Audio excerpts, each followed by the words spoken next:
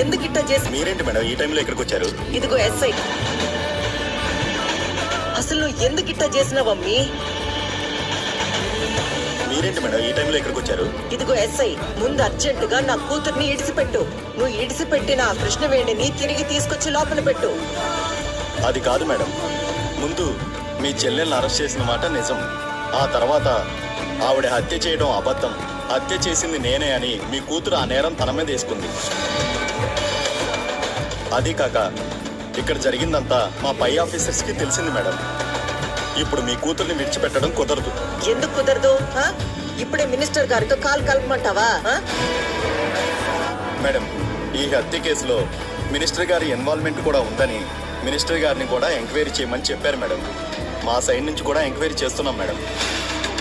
ఇప్పుడు మేం కానీ మినిస్టర్ గారి